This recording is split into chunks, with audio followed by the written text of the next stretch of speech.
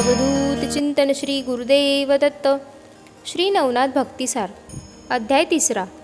मारुती व मच्छिंद्रनाथ यांची भेट. मच्छिंद्रनाथाचे श्रीराज्याकडे गमन. मच्छिंद्रनाथ पूर्वेकडच्या जगन्नाथादी तीर्थयात्रा करून सेतुबंध रामेश्वरास गेला.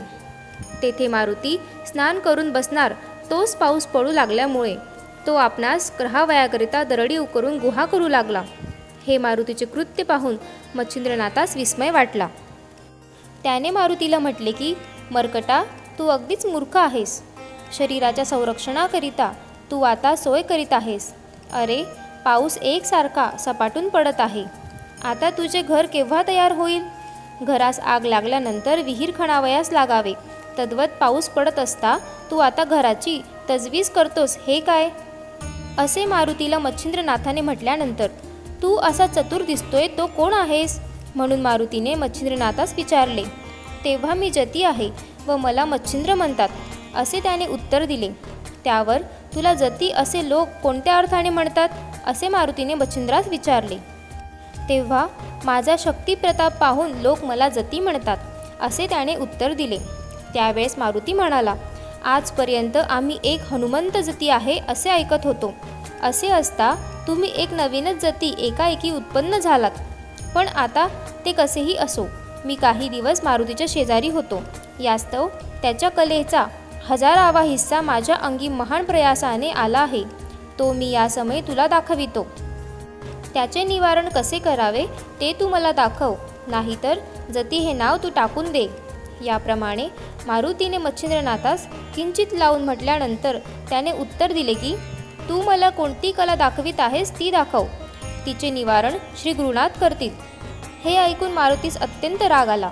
मग तो लागलीच उड्डाण करून एकीकडे गेला आणि विशाल रूप धरून त्याने मच्छिंद्रनाथास न कळू देता अचानक त्याच्या अंगावर 7 पर्वत उचलून फेकले.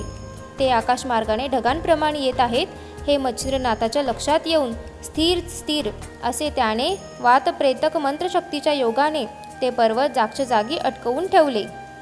पुढे मारुती एकावर एक असे शेकडो पर्वत नाथावर टाकीतच होता. पण त्याने त्या एकाच मंत्राच्या शक्तीने ते सर्व पर्वत तेथल्या तेथेच खिळवून टाकले. हे पाहून मारुती रागाने प्रलयकाळच्या अग्नीप्रमाणे भडकून गेला व एक मोठा पर्वत उचलून तो मस्तकावर घेऊन तो फेकून देण्याच्या बेतात आहे. तोच मच्छिंद्रनाथाने पाहिले. मग नाथाने समुद्राचे पाणी घेऊन वायू आकर्षण मंत्र म्हणून जोराने ते मारुतीच्या अंगावर शिंपडले आणि त्याला तेथल्या तेथेच जसाच्या तसा खिळवून टाकिला. त्यावेळी त्याचे चलनवलन बंद झाले. मारुतीने वर हात करून मस्तकावर पर्वत धरून ठेविला होता तो तसाच राहिला.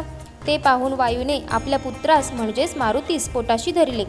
नंतर त्यास या संकटातून सोडविण्याकरिता वायूने मच्छिंद्रनाथास विनंती केली. ती नाथाने मान्य करून पुन्हा उदक मंत्रून शिंपडले. तेणेकरून पर्वत जेथल्या तिथे गेला व मारुतीही पूर्वस्थितीवर आला. नंतर मारुतीने जवळ जाऊन धन्य धन्य म्हणून नाथास शाबासकी दिली. इतक्यात वायूने मारुतीला म्हटले की, बाबा मारुती, तुझे या सिद्धापुढे काही चालावयाचे नाही. याने तुला व मला बांधून टाकून अगदी दुर्बल करून टाकिले. याची शक्ती अघटित आहे. तू कदाचित मला असे म्हणशील की, तुम्ही आपल्या तोंडाने त्याच्या मंत्राच्या सामर्थ्याची प्रौढी वर्णन करून दाखविता, तर माझी शक्ती ईश्वराच्या हातात आहे आणि याने आपल्या भक्तीच्या जोराने सकल दैवते आपली ताबेदार करून टाकली आहेत. नंतर मच्छिंद्रनाथ वायूच्या व मारुतीच्या पाया पडला आणि आपणाशी सख्यत्वाने वागण्याकरिता त्याने त्यांची प्रार्थना केली. तेव्हा ते दोघे नाथास प्रसन्न चित्ताने म्हणाले की, तुझ्या कार्याकरिता आम्ही उभयंता झटून तुला सर्व प्रकारे सहाय्य करू व पाहिजे तसे करून तुला सुख देऊ. असे प्रफुल्लित मनाने बोलून आता आपण जती आहो असे तू खुशाल सांगत जा, असे मारुतीने वरदान दिले. त्यावेळेस मच्छिंद्रनाथाने मारुतीस विचारले की, मी जती या नावाने विख्यात होईन हे तर ठीकच आहे, पण माझ्या मनात एक शंका आली आहे, तिची आपण निवृत्ती करावी. कोणती शंका आली आहे? असे मारुतीने विचारल्यावर त्याने सांगितले की, तू त्रिकाळ ज्ञानी आहे. असे असता माझ्याशी विनाकारण वितंडवाद कशासाठी केलास? तुझी माझी नागाश्वत्थाच्या झाडाखाली पूर्वीच भेट झाली होती. त्यावेळेस साबरी विद्येचे माझ्याकडून कवित्व करवून तू मला वरदान दिले आहेस. असे असता हा बखेडा का उत्पन्न केलास? हे ऐकून मारुतीने मच्छिंद्रनाथाचे असे समाधान केले की, जेव्हा तू समुद्र स्नान करीत होतास त्यावेळेस मी तुला ओळखल्यावरून तुझ्याजवळ आलो. तू कवी नारायणाचा अवतार आहेस व मत्स्यीच्या पोटी जन्म घेतलास हे पक्के ठाऊक होते. परंतु माझ्या मनात अशी कल्पना आली की नागाश्वत्थाच्या वृक्षाखाली देवाने जे अभिवचन तुला दिले त्यावर प्रदानाचे सामर्थ्य कितपत आहे हे आपण एकदा पाहावे. शिवाय यापुढे तुला आणखी पुष्कळ प्रसंगामधून पार पडावयाचे आहे, म्हणून तू हिंमत करून पुढे कितपत टिकाव धरशील याचाही अजमास मला अशा रीतीने पाहता आला. असो. नंतर मारुती म्हणाला, तू आता इथून स्त्री राज्यात जा आणि तेथे खुशाल ऐशो आराम कर. तुझी भेट झाली हे एक फारच चांगले झाले. तुझ्या हातून माझ्या मस्तकावरचा भार उतरला जाईल.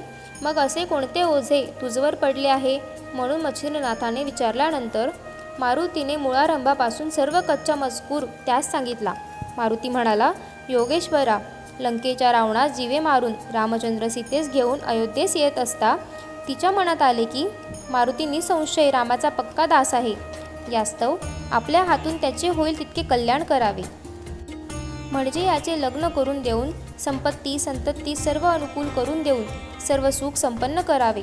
स्त्री वाचून संसारात सुख नाही तर ती करून देऊन याच करून सर्व संसार करवावा. परंतु हा ब्रह्मचारी असल्याने माझे भाषण मान्य करेल की नाही असा संशय तिच्या मनात आला. मग तिने मला गृहस्थाश्रमी करण्याकरिता व मला वचनात गोवून टाकण्यासाठी आपल्याजवळ बोलाविले व ममतेने माझ्या तोंडावरून हात फिरवला. नंतर सीतामाता मला म्हणाली, बा मारुती, तू तिन्ही लोकांमध्ये धन्य आहेस. माझे एक तुझ्याजवळ मागणे आहे, ते तू देशील तर फारच उत्तम होईल. मी सांगेल ते माझे वचन तू सहसा नाकबूल करणार नाहीस. अशा प्रकारचे सीतेचे भाषण ऐकून मला संतोष वाटला. मग कोणते काम आहे असे मी तिला विचारले. परंतु मी आपले वचन दिला वाचून ती आपला हेतू मला कळविना. असे पाहून मी तिला वचन देऊन तिची आज्ञा मान्य करण्याचे मनापासून कबूल केले.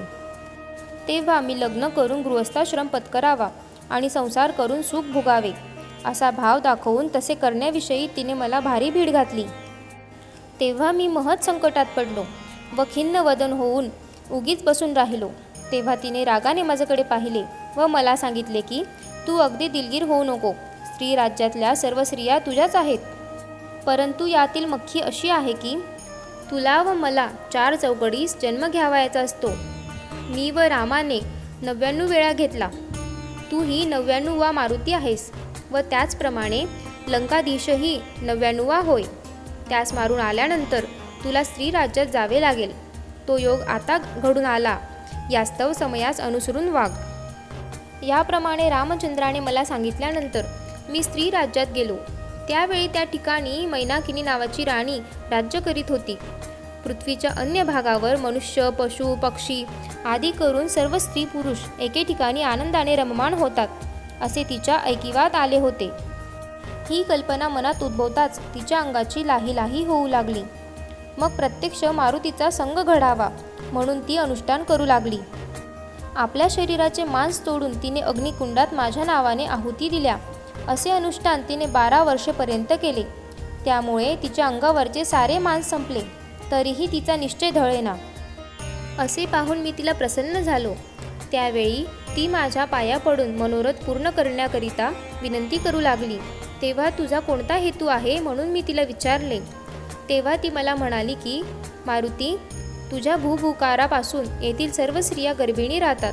यास्तव तू येथील स्त्रियांचा प्राणनाथ ठरतोस.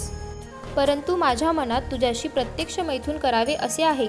ही माझी इच्छा तू पूर्ण कर. मैथुनाची पद्धत तिन्ही लोकात चालत असता तो प्रसंग आम्हा स्वप्नात सुद्धा नसावा अशी आमच्या कर्माची स्थिती आहे. तर तू ते सुख आम्हास प्रत्यक्ष दे.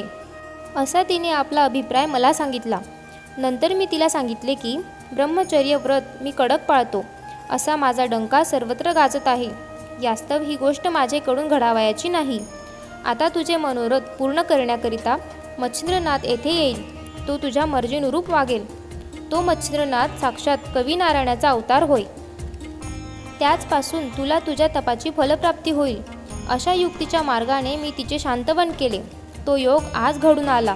तर तू तिकडे जाऊन तिचे मनोरथ पूर्ण कर. मारुतीचे असे भाषण ऐकून मच्छिंद्रनाथाने सांगितले की मीही ऊर्ध्वरेताचा आहे, म्हणून मला हे कार्य सांगून काय उपयोग आहे. माझ्या ब्रह्मचर्याचा मात्र अशाने समूळ नाश होईल व जगात दुर्लौकिक होईल, म्हणून हे कुकर्म मला सांगू नये. तशात स्त्रीसंग हे अपकीर्तीचे भांडार होय, म्हणून ही गोष्ट करावी असे माझ्या मनात येत नाही. अशा प्रकारचे मच्छिंद्रनाथाचे भाषण ऐकून मारुतीने त्यास सांगितले की ही अनादिकालापासून रहाटी चालत आली आहे, म्हणून भोग भोगल्याचा दोष नाही. जसे 99 मारुती तसे 99 मच्छिंद्रनाथ असा क्रम चालत आला आहे. तुझ्या पोटी मीननाथ म्हणून पुत्र होईल, त्याची सूर्यासारखी कीर्ती प्रकट होईल असे मारुतीने त्यास सांगून त्याचे मन वळवून घेतले. मग मारुतीच्या म्हणण्यास मान देऊन मच्छिंद्रनाथ स्त्री राज्यात जाण्यास कबूल झाला व एकमेकांस नमस्कार करून ते दोघे जण मार्गस्थ झाले. अवधूत चिंतन श्री नवनाथ महाराज की जय. अवधूत चिंतन श्री गुरुदेव दत्त.